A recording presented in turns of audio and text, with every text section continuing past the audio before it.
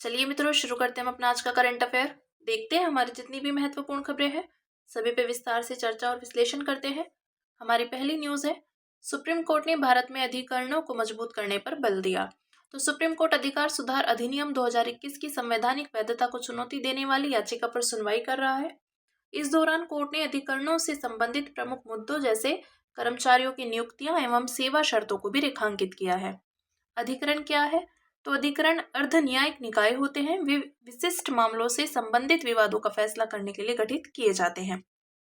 संवैधानिक मान्यता तो 1976 के 42वें संविधान संशोधन अधिनियम ने संविधान में एक नया भाग 14A जोड़ा था। इस भाग में अनुच्छेद 323A और 323B शामिल किए गए थे। अनुच्छेद 323A क्या है? यह संसद को लोक सेवकों की भर्ती और उनके सेवा शर्तों से संबंधित मामलों से निपटने के लिए प्रशासनिक अधिकरण गठित करने का अधिकार देता है। संसद केंद्र और राज्य दोनों स्तरों पर अधिकरणों का गठन कर सकती है। अनुच्छेद 323B तो इसके तहत अन्य विषयों जैसे कराधान, भूमि सुधार आदि के लिए अधिकरणों की स्थापना से संबंधित प्रावधान किए गए हैं। इन विषयों के लिए संसद या राज्य विधानमंडल कानून बनाकर अधिकरणों का गठन कर सकते हैं। अधिकरणों के कामकाज से जुड़े हुए मुख्य मुद्दे कौन से हैं? तो अधिकरणों की स्वतंत्रता। सुप्रीम कोर्ट ने बार बार इस बात पर जोर दिया है कि चयन प्रक्रियाओं पर कार्यपालिका का प्रभुत्व तकनीकी सदस्यों की मौजूदगी जैसे मुद्दे न्यायिक स्वतंत्रता को कमजोर करते हैं। लंबित मामले, उदाहरण के लिए 2021 तक केंद्र सरकार औद्योगिक अधिकरण सह श्रम अदालतों में 7,312 मामले लंबित थे और सशस्त्र बल अधिकरण में 18,829 मामले लंबित थे। अवसंरचनात्मक मुद्दे, तो उदाहरण के लिए मानव संसाधन की कमी, बड़े पैमाने पर अधिकारियों और कर्मचारियों के रिक्त पद, खराब सेवा शर्तें आदि। क्षेत्राधिकार का अतिव्यापन, तो अधिकरणों की स्थापना से नियमित न्यायालयों के क्षेत्राधिकार का उल्लंघन हुआ है। इसके कारण भ्रम की स्थिति उत्पन्न होती है और संभावित संघर्ष पैदा होते हैं। आगे की राह जानते हैं। तो न्यायिक स्वतंत्रता को बढ़ावा देना, यह सुनिश्चित करना चाहिए कि चयन समितियों में न्यायपालिका का प्रभुत्व हो एवं अधिकरण के सदस्यों को बाह्य हस्तक्षेप से मुक्त रखा जाए। राष्ट्रीय अधिकरण आयोग नामक एक स्वतंत्र निकाय का गठन किया जाना चाहिए। यह भारत में सभी अधिकरणों के प्रशासन के लिए होना चाहिए। समय पर नियुक्ति और स्टाफिंग में सुधार, तो सरकारी सेवा में रहने के दौरान प्रतिनियुक्ति के आधार पर अधिकरण के कर्मचारियों की नियुक्ति करनी चाहिए। ठीक है, आगे देखते हैं। भारत का पिछले दशक में अनुसंधान एवं विकास पर खर्च 2 गुना हो गया। अनुसंधान एवं विकास में भारत की स्थिति, तो R&D पर सकल व्यय GERD में पिछले कुछ वर्षों में लगातार वृद्धि हुई है। GERD मुख्य रूप से सरकारी क्षेत्र द्वारा संचालित है। इसमें केंद्र सरकार, राज्य सरकारें, उच्चतर शिक्षा और सार्वजनिक क्षेत्र उद्योग शामिल हैं। महिलाओं की भागीदारी, तो R&D परियोजनाओं के अतिरिक्त अन्य गतिविधियों में 2000 से 2001 के 13% से 2019-20 में 25% तक उल्लेखनीय वृद्धि हुई। नवाचार और बौद्धिक संपदा में भारत की वैश्विक स्थिति, तो WIPO की एक रिपोर्ट के अनुसार भारत वैश्विक नवाचार सूचकांक 2024 में 39वें स्थान पर था और वैश्विक बौद्धिक संपदा फाइलिंग में 6ठे स्थान पर रहा है। चुनौतियां कौन सी हैं? तो GDP के प्रतिशत के रूप में भारत का कम GERD, तो वित्त वर्ष 2020-21 में यह 0.64% पर रहा, जबकि अधिकांश विकसित देशों ने अपने GDP का 2% से अधिक R&D पर खर्च किया। निजी क्षेत्र का कम योगदान, तो इसने 2020-21 में 36.4% का योगदान दिया था। अधिकांश विकसित और उभरती अर्थव्यवस्थाओं में GERD में व्यावसायिक उद्यमों की भागीदारी आमतौर पर 50% से अधिक है। अन्य मुद्दे, तो ब्रेन ड्रेन या प्रतिभा पलायन, कमजोर उद्योग, अकादमिक सहयोग, अत्याधुनिक अवसंरचनाओं का अभाव आदि। देखते हैं भारत में अनुसंधान एवं विकास को बढ़ावा देने के लिए शुरू की गई पहले, तो अनुसंधान नेशनल रिसर्च फाउंडेशन, इसे ANRF अधिनियम 2023 के तहत गठित किया गया है और यह भारत के अनुसंधान और विकास इकोसिस्टम को गति प्रदान कर रहा है।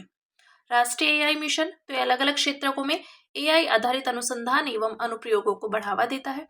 R&D को बढ़ावा देने वाले संस्थान, रक्षा अनुसंधान एवं विकास संगठन DRDO, BIRAC जैव प्रौद्योगिकी उद्योग अनुसंधान सहायता परिषद, SERB तो विज्ञान और इंजीनियरिंग अनुसंधान बोर्ड आदि। अन्य है WISE women in science and engineering, PhD और WISE postal doctoral fellowship, PDF अटल इनोवेशन मिशन आदि। ठीक है, बात करेंगे अगली न्यूज की, जो है एक हालिया अध्ययन के अनुसार अंटार्कटिक सरकमपोलर करंट मंद हो रहा है।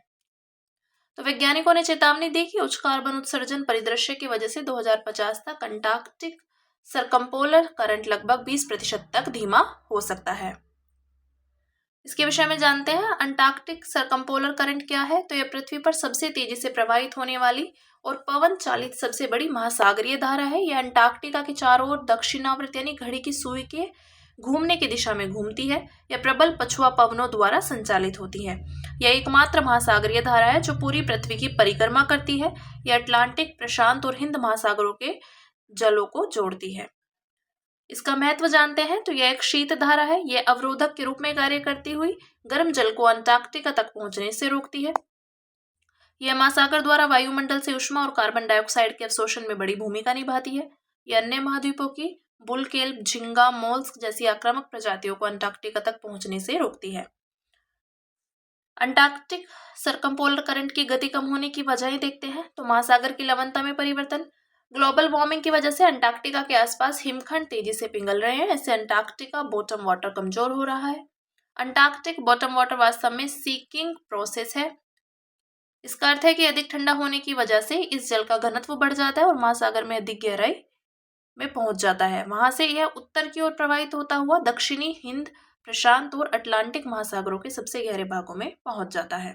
इस तरह विश्व में महासागर के जलों के परिसंचरण का एक महत्वपूर्ण घटक है और अंटार्कटिक सरकमपोलर करंट के परिसंचरण से भी जुड़ा हुआ है। नेक्स्ट है पवन की दिशा और वेग में परिवर्तन। तो जलवायु परिवर्तन दक्षिणी गोलार्ध में पछुआ पवनों की दिशा व वेग को बदल सकता है। पॉजिटिव फीडबैक लूप, तो समुद्री बर्फ में कमी से महासागर और अधिक सूर्य प्रकाश अवशोषित करने लगेगा। इससे महासागरीय जल और अधिक गर्म होने लगेगा और ताजा जल महासागरों में प्रवेश करने लगेगा। इससे अंटार्कटिक सरकमपोलर करंट और अधिक कमजोर हो सकता है। देखते हैं अंटार्कटिक सरकमपोलर करंट के कमजोर होने के संभावित प्रभाव। तो जलवायु में अत्यधिक अस्थिरता बढ़ेगी। इससे कुछ क्षेत्रों में अधिक चरम मौसमी घटनाएं बढ़ सकती हैं। महासागर की कार्बन अवशोषण क्षमता घटने से ग्लोबल वार्मिंग तेज हो सकती है। अन्य महाद्वीपों से आक्रामक प्रजातियां पहुंचने पर अंटार्कटिका के नाजुक पारिस्थितिकी तंत्र पर असर पड़ सकता है। अंटार्कटिक बॉटम वाटर के कमजोर होने के कारण विश्व की महासागरीय धाराओं की परिसंचरण प्रणाली प्रभावित हो सकती है। ठीक है, आगे देखते हैं। भारत तांबे की आपूर्ति सुनिश्चित करने के लिए विदेशों में तांबे के भंडारों की तलाश कर रहा है। तो हाल ही में भारत ने तांबे की बढ़ती मांग के दौरान जाम्बिया में 9000 वर्ग किलोमीटर का ब्लॉक हासिल किया। भारत में तांबा महत्वपूर्ण खनिज के रूप में सूचीबद्ध है। तांबा अपनी उच्च तन्यता, आघात वर्धनता, तापीय व विद्युत चालकता और संक्षारण प्रतिरोध के कारण उद्योगों में उपयोग होने वाली एक प्रमुख धातु है। तांबे के प्राकृतिक अयस्कों में कॉपर सल्फाइड अयस्क और कॉपर ऑक्साइड अयस्क शामिल है। तांबे की मांग क्यों बढ़ रही है? तो रक्षा क्षेत्र, अवसंरचना और उभरती प्रौद्योगिकियों में तांबे की महत्वपूर्ण भूमिका के कारण यह अनुमान लगाया गया है कि 2035 तक इसकी मांग आपूर्ति से अधिक हो जाएगी। वित्त वर्ष 2019 और वित्त वर्ष 2024 के बीच भारत में कॉपर कंसंट्रेट का आयात दोगुना होकर 26,000 करोड़ रुपए हो गया था। वैश्विक कारक, तो तांबे के अत्यधिक महत्व को देखते हुए चीन और अमेरिका दोनों ही अफ्रीका एवं दक्षिण अमेरिका में प्रमुख खदानों को हासिल कर रहे हैं। कम घरेलू उत्पादन, तांबे का 2023-24 में 3.78 मिलियन टन उत्पादन हुआ था, जो 2018-19 की तुलना में 8% कम है। भारत में तांबा अयस्क भंडार अधिकांशतः निम्न श्रेणी के हैं। भारत में तांबे का वितरण, तो भारत में शीर्ष 3 राज्य हैं। राजस्थान 52%, मध्य प्रदेश 23% और झारखंड 15%। भारत में तांबे की प्रमुख खदानें, तो सिंहभूम कॉपर बेल्ट बिहार में, खेतड़ी कॉपर बेल्ट राजस्थान और बालाघाट जिला मध्य प्रदेश। अन्य क्षेत्र, इसमें पश्चिम बंगाल का दार्जिलिंग, सिक्किम का रंगपुर, मणिपुर, कर्नाटक का चित्रदुर्ग जिला आदि शामिल है। विश्व में तांबे के प्रमुख उत्पादक देश 2024 में, तो शीर्ष 3 देश Chile, Democratic Republic of Congo और पेरू ये उत्पादक है। ठीक है, देखते हैं तांबा और तांबे के यौगिकों के उपयोग। तो कंज्यूमर गुड्स, इलेक्ट्रॉनिक्स, घरेलू सामान, इलेक्ट्रिकल और इलेक्ट्रॉनिक्स, तो कंडक्टर, सर्किट बोर्ड, ऊर्जा क्षेत्र में इलेक्ट्रिक बैटरी, सौर पैनल, मिश्रित धातु में कांसा, पीतल, परिवहन, पाइप्स, कंटेनर्स, औद्योगिक उपयोग, टंकन, पेंट में, चिकित्सा और रोगाणुरोधी उपयोग, रोगाणुनाशक और कीटाणुनाशक। ठीक है, ये बात की हमने तांबा और तांबे के यौगिकों के उपयोग की। अब बात करेंगे अगली न्यूज की, जो है रोजगार में वृद्धि लेकिन मुद्रास्फीति के अनुसार वेतन नहीं बढ़ा। भारत में अलग अलग क्षेत्रों में रोजगार के अवसरों में लगातार वृद्धि देखी जा रही है। हालांकि इस सकारात्मक रुझान के बावजूद वेतन में वृद्धि बढ़ती मुद्रास्फीति या महंगाई के अनुरूप नहीं है। वेतन वृद्धि में ठहराव की स्थिति, तो आवधिक श्रम बल सर्वेक्षण वार्षिक रिपोर्ट 2023-24, रोजगार में वृद्धि, श्रमिक जनसंख्या अनुपात 2017-18 के 34.7% से बढ़कर 2023-24 में 43.7% हो गया, जो दर्शाता है कि रोजगार वृद्धि जनसंख्या वृद्धि से अधिक है। वेतन संबंधी असमानता, तो अस्थायी श्रमिकों की वास्तविक मजदूरी बढ़ी है, लेकिन नियमित वेतनभोगी कर्मचारियों का पारिश्रमिक मुद्रास्फीति के कारण स्थिर बना हुआ है। आर्थिक सर्वेक्षण 2023-24, कॉरपोरेट जगत की लाभप्रदता, तो ये वित्त वर्ष 2024 में 15 साल में सर्वाधिक हो गई थी। वित्त वर्ष 2024 में कॉरपोरेट जगत का लाभ 22.3% बढ़ा है, लेकिन रोजगार में मात्र 1.5% की वृद्धि हुई है। वेतन वृद्धि में ठहराव, तो पिछले 4 वर्षों में भारतीय कंपनियों की EBITDA मार्जिन 22% पर स्थिर रहने के बावजूद वेतन वृद्धि विशेष रूप से प्रवेश स्तर के IT संबंधी पदों पर धीमी रही है। चिंताएं जानते हैं, तो अर्थव्यवस्था में गिरावट, अधिक कॉर्पोरेट लाभ और स्थिर वेतन वृद्धि से मांग में कमी आ सकती है, जिससे अर्थव्यवस्था की गति धीमी हो सकती है। आय में असमानता, तो मुख्य रूप से बड़ी कंपनियों सहित कॉर्पोरेट जगत के मुनाफे में असमान वृद्धि से आय संबंधी असमानता बढ़ने का खतरा है। कंपनियों की बढ़ती लाभप्रदता के साथ कर्मचारियों के वेतन वृद्धि को संतुलित करने की आवश्यकता, तो सतत आर्थिक समृद्धि के लिए रोजगार से होने वाली आय में वृद्धि होनी जरूरी है। इससे सीधे तौर पर उपभोक्ता द्वारा खर्च में वृद्धि होती है तथा उत्पादन क्षमता में निवेश को बढ़ावा मिलता है। साथ ही दीर्घकालिक सतत आर्थिक समृद्धि सुनिश्चित करने के लिए पूंजी और श्रम के बीच आय का निष्पक्ष व तर्कसंगत वितरण अनिवार्य है। अब अगली न्यूज देखते हैं, जो है प्रधानमंत्री श्रम योगी मानधन योजना के 6 वर्ष पूरे हुए। तो PMSYM के तहत असंगठित क्षेत्र के श्रमिकों को वित्तीय सुरक्षा प्रदान करके सार्वभौमिक पेंशन कवरेज सुनिश्चित किया गया। इस योजना ने भारत में एक अधिक समावेशी सामाजिक सुरक्षा ढांचा तैयार किया है। असंगठित क्षेत्र देश के सकल घरेलू उत्पाद में लगभग 50% का योगदान देता है। ई श्रम पोर्टल पर 30.51 करोड़ से अधिक असंगठित श्रमिक पंजीकृत हैं। इस योजना के विषय में जानते हैं, तो इसे श्रम और रोजगार मंत्रालय ने 2019 में शुरू किया था और यह केंद्रीय क्षेत्र की योजना है। उद्देश्य है इसका एक स्वैच्छिक और अंशदान आधारित पेंशन योजना। इसमें 60 वर्ष की आयु के बाद 3,000 रुपए की न्यूनतम मासिक पेंशन दिए जाने का प्रावधान किया गया है। पेंशन फंड प्रबंधक, तो भारतीय जीवन बीमा निगम यानी LIC। नामांकन कॉमन सर्विस सेंटर से या मानधन पोर्टल पर किया जा सकता है। ग्राहक द्वारा अंशदान, तो सदस्य की बचत बैंक खाते, जनधन खाते से ऑटो डेबिट सुविधा के माध्यम से किया जाएगा।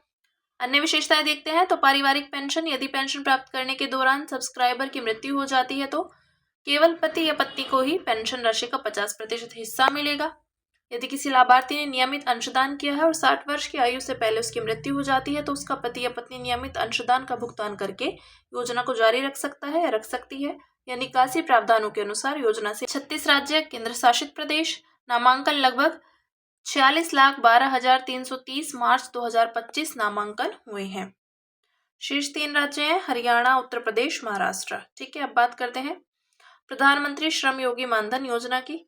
पात्र पेशे स्ट्रीट वेंडर्स, कंस्ट्रक्शन वर्कर्स, कृषि से जुड़े कार्य करने वाले, घरेलू कर्मकार।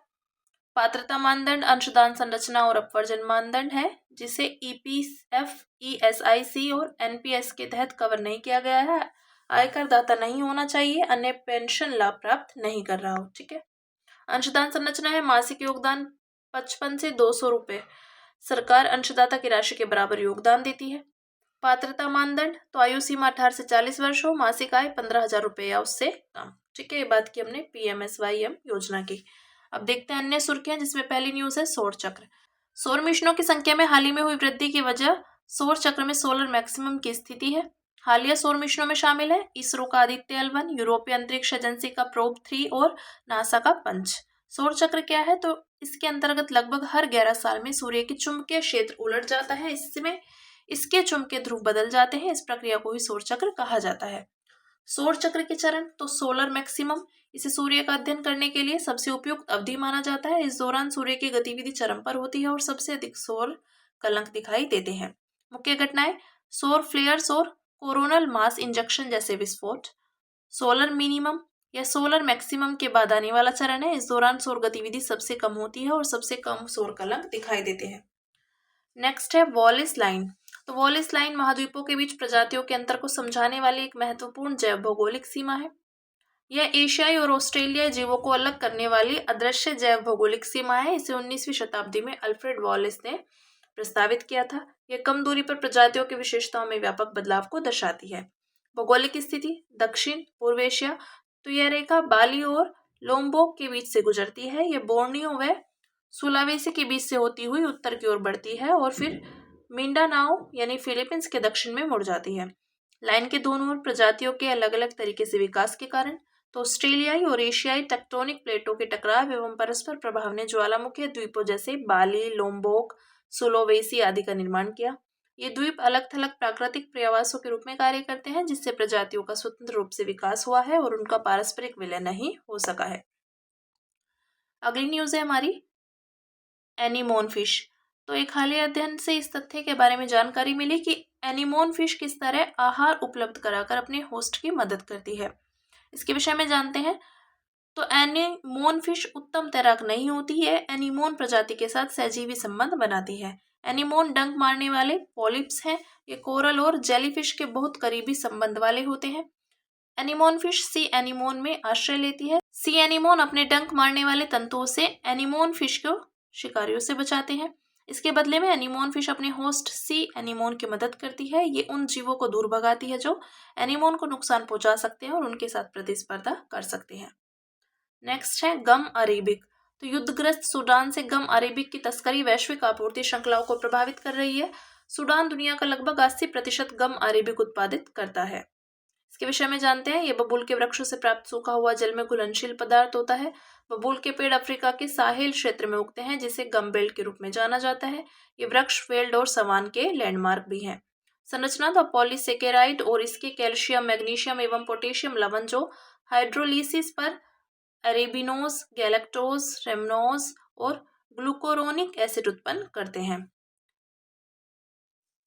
उपयोग जानते हैं। खाद्य उद्योग, सौंदर्य प्रसाधनों में इमल्सिफायर, स्टेबलाइजर व थिकनर, पेंटिंग, शीतल पेय, फार्मास्यूटिकल्स आदि। यह भोजन में एक आदर्श कार्यात्मक आहार फाइबर घटक भी है। ठीक है। अगली न्यूज है हमारी haemolytic disease of the foetus and newborn.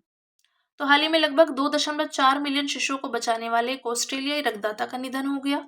इस दुर्लभ रक्तदाता के रक्त में एंटीबॉडी प्रचुर मात्रा में मौजूद थी, जिनसे 2.4 मिलियन एंटी-डी इंजेक्शन तैयार किए गए थे। एंटी-डी इंजेक्शन उन माताओं के लिए जीवन रक्षक साबित होता है जो RH नेगेटिव होती हैं। यह इंजेक्शन उनकी प्रतिरक्षा प्रणाली को भ्रूण के RH पॉजिटिव रक्त कोशिकाओं पर हमला करने से रोकता है। HDFN यानी haemolytic disease of the foetus and newborn क्या है? तो ये एक प्रकार का रक्त विकार है। इस बीमारी में भ्रूण में लाल रक्त कोशिकाएं तेजी से नष्ट होती हैं, जिसे हेमोलिसिस कहा जाता है। कारण है जब माता और बच्चे के रक्त समूह अलग अलग हों। यदि माता RH नेगेटिव है और भ्रूण RH पॉजिटिव है तो माता की प्रतिरक्षा प्रणाली RH एंटीजन के खिलाफ एंटीबॉडी बना सकती है। यह गर्भनाल के माध्यम से भ्रूण तक पहुंचकर गंभीर एनीमिया का कारण बन सकती है। रीसेस फैक्टर एक प्रकार का आनुवांशिक प्रोटीन होता है। यह लाल रक्त कोशिकाओं की सतह पर पाया जाता है। प्रभाव गर्भपात, मृत बच्चे का जन्म, गंभीर एनीमिया और पीलिया रोग, नवजात शिशु में प्राणघातक बीमारियां होने का खतरा। फिर है इन्फ्लुएंजा वैक्सीन। तो विश्व स्वास्थ्य संगठन ने 2025-26 उत्तरी गोलार्ध इन्फ्लुएंजा सीजन में उपयोग के लिए ट्राइवेलेंट इन्फ्लुएंजा वैक्सीन की सिफारिश की। इन्फ्लुएंजा वैक्सीन में शामिल है अंडे आधारित वैक्सीन, कोशिका संवर्धन आधारित या recombinant protein vaccine, nucleic acid आधारित वैक्सीन आदि।